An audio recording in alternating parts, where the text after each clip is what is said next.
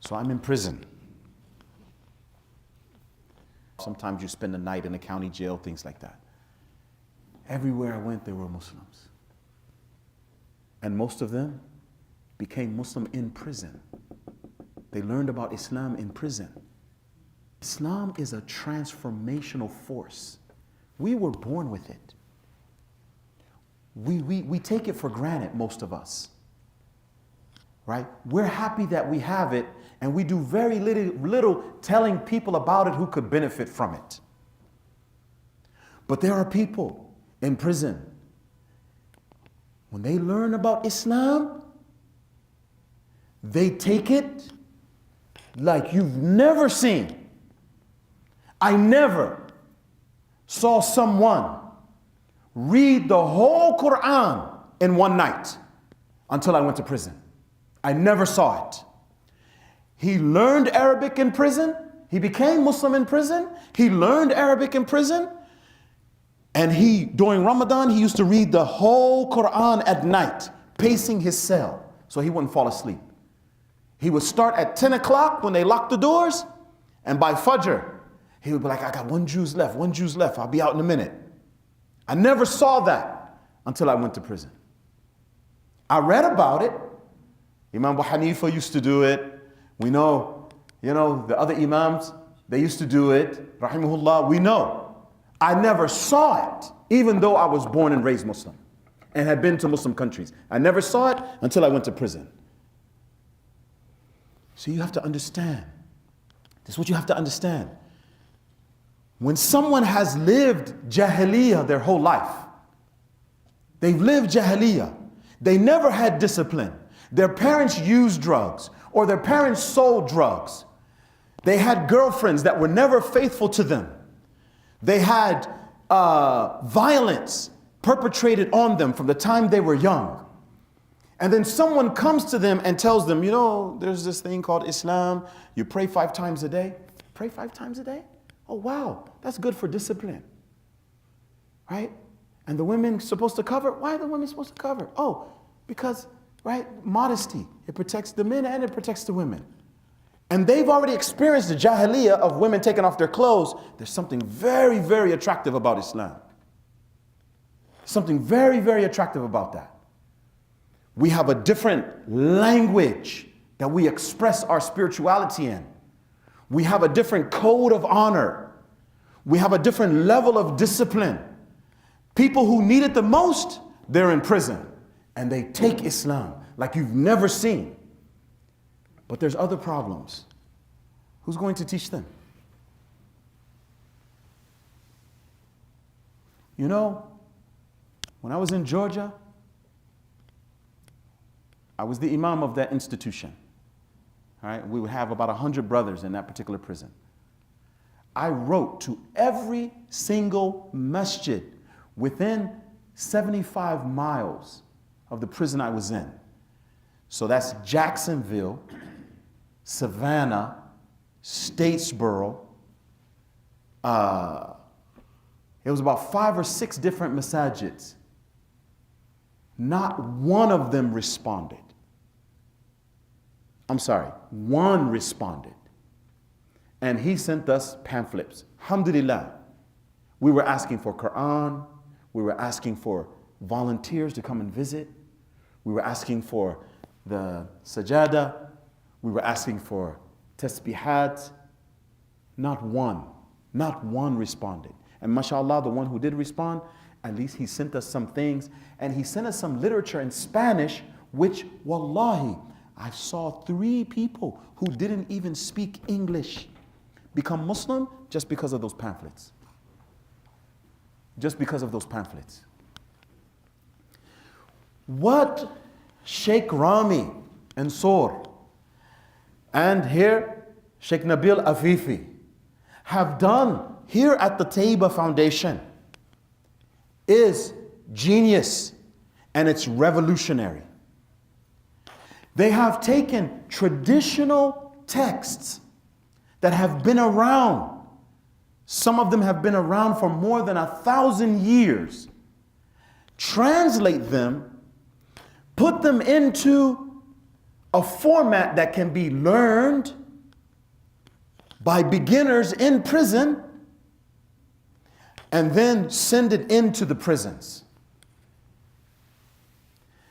So now you have most of the ulum al-shar'iyyah that the Tabor Foundation has. We have over 20 courses.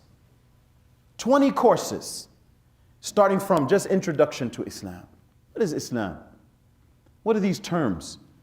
You know, like shahada, salat, zakat, Ramadan, hajj, right?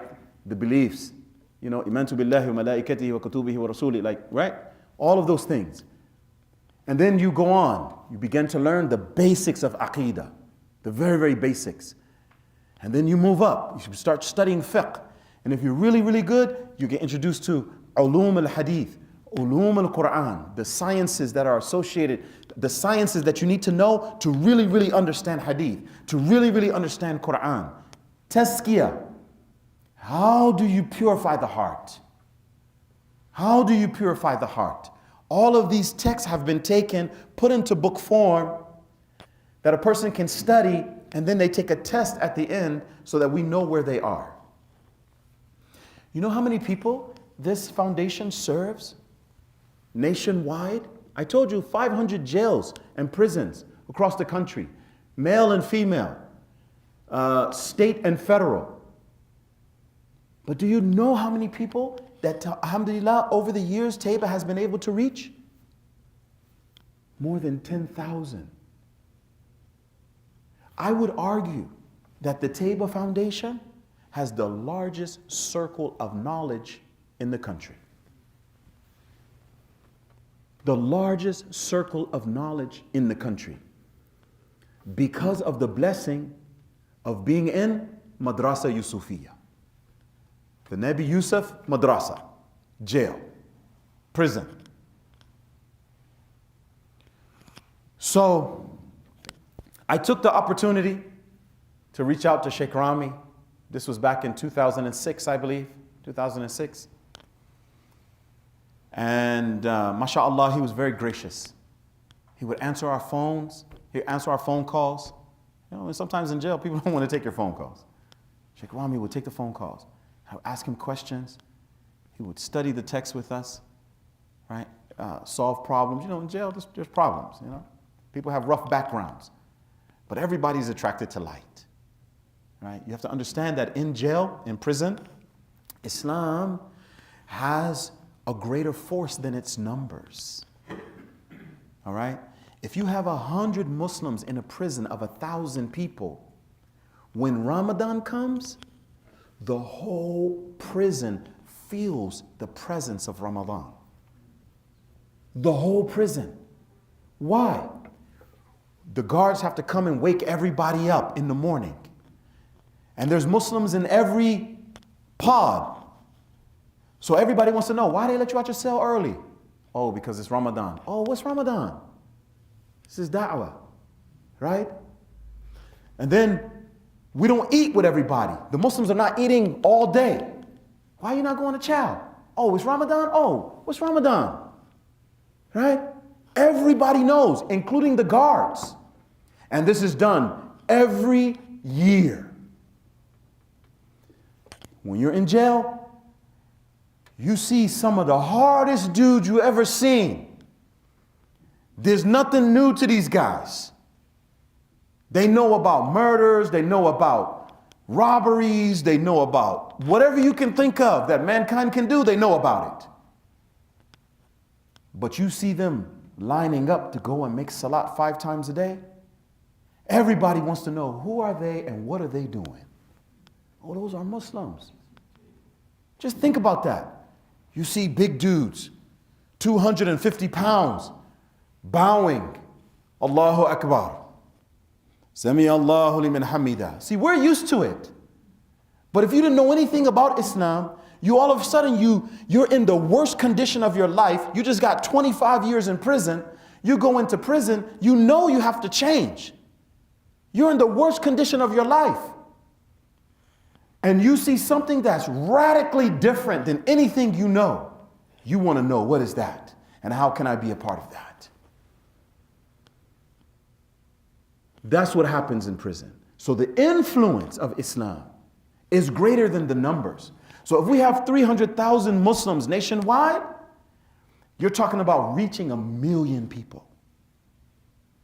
That even if they don't become Muslim, they have a positive view of Islam. This is another statistic. Out of 10 people who go to prison, those 10 people, if they do not have a religion when they go into prison, 8 out of 10 become Muslim. So now the question is, what do we do with them? I came into this masjid today and I prayed with you. None of you knew that I did 11 years in prison. Every masjid has people like that. There's 3 of us in this room that we've done time and you don't even know. Every masjid is like that now. And they're not all African American. Don't think that. Some of my best friends, Palestinian, Afghan. There was only one Pakistani, but he was there too. Right? He was there too. Okay? So don't think that. Okay? It's not far away. It's right here. Wherever there's a masjid, there's going to be someone who has been touched by the prison system. So I go back to my question. What do we do about them? I know we have to make salat in 15 minutes. Alhamdulillah, right? The easiest way to help these individuals is to support Taiba Foundation. You can volunteer your time. You can spread the word. You can carry the pamphlets here about Taiba Foundation, right? Or you can give us some of that green stuff too, all right? I'm going to say it again. You can give us some of that green stuff and we'll do the work for you. But you'll get the barakah. You'll get the barakah for it. Hundreds of thousands of people affected by your donations. They're learning the deen. Right? Most of us, we're not doing da'wah. And I would argue, most of the da'wah that's going on, most of the invitation to Islam that's going on, it's happening in prison. It's happening in prison. Right? It's like they planned, but Allah had a different plan. Wallahu khayrul makirin. Right? They said, let's lock up all these brown people. Right? This is going to be a control mechanism. Then they become Muslim. The thing that they feared most, it happened. Right? The thing that they feared most, it happened. They know. The statistics I gave you, that's under their watch. Those are their statistics. The states and the feds, they know Islam is the fastest growing religion, not only in this country, but especially in the prison system. They know it. So, I'm going to pause for a moment and see if there are any questions. Any questions? Don't be shy. Ask me whatever you like. How come you get released in 11 years? That's a good question. He said, why did I get released within 11 years? Number one, because Allah is Al-Mujib. Allah is Al-Mujib. He responds. Right? When Obama came to office, one of the things that he did was he had administrative power to administratively affect the federal prison system. It didn't really affect the state system. And one of those administrative judicial orders that he gave was, if somebody has a drug crime, but they don't have any violence in their record, they're not associated with a gang and things like that, they can come home early. Alhamdulillah, I was one of those who benefited from that. Now, the judge doesn't have to give it to you. But alhamdulillah, in my case, the judge, he gave it to me. And I wasn't expecting it. It just came. One day, the counselor called me and said, listen, the judge signed your paperwork. You're going home in 6 months, right? You got to prepare. What? MashaAllah. So I was released. But, like I said, I'm so thankful. I'm so thankful that I had that time to study and to really, really do tazkiyah. Because now, and this is another thing why you should support Tayyiba Foundation. Okay? This is another reason why you should support Tayyiba Foundation. Your children, you just, mashallah, you just got this place, right? You just got this place. And you have high hopes for this place, right? You hope that you can fill it with people, but more importantly, young people, right? Okay, the youth have challenges that no other generation of youth ever had. Never. There are things, there has never been a time where you could look at a device and have your whole worldview challenged. It has never happened before. You're next. It has never happened before. Who is best in the position to counsel your children about the dangers of the dunya? The imam can get on the minbar and he can say, don't drink, youth. Allah has forbidden it. Don't smoke, youth. Don't do drugs. Don't look at pornography. But who is going to have more influence over them? The imam who's never experienced it, or someone like me? There's nothing you can tell me about the dunya. I lived it, I know it. Who's going to have more influence? If you're having a problem understanding that, I'm just going to tell you. It's going to be me. Because I get calls from parents in Southern California almost every day. Amina did this. Abdullah did this. Fatima did this. Please talk to my daughter. Please, please, please. And a small conversation that I have with Amina or Abdullah goes much further than the imam on the minbar. And Tayyiba Foundation has thousands of me. Thousands. All across the country. Okay? That's another reason to invest in Tayyiba Foundation. All right? So if you need some convincing, I'll say it to you like this. All right? Let's take it directly from the seerah of Rasulullah sallallahu alaihi wasallam. I just got finished telling you that pornography is a problem. It's an epidemic. You may not know. Inshallah, you don't know. I hope you don't know. But I'm telling you, as someone who listens to people and their problems 5 days a week, I'm telling you it's an epidemic amongst the youth.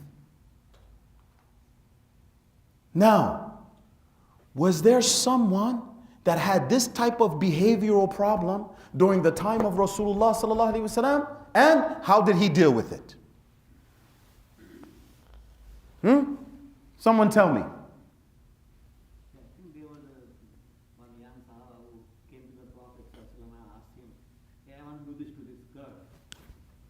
MashaAllah. You have someone here who understands. MashaAllah. This hadith is recorded by Imam Ahmed in his Musnad.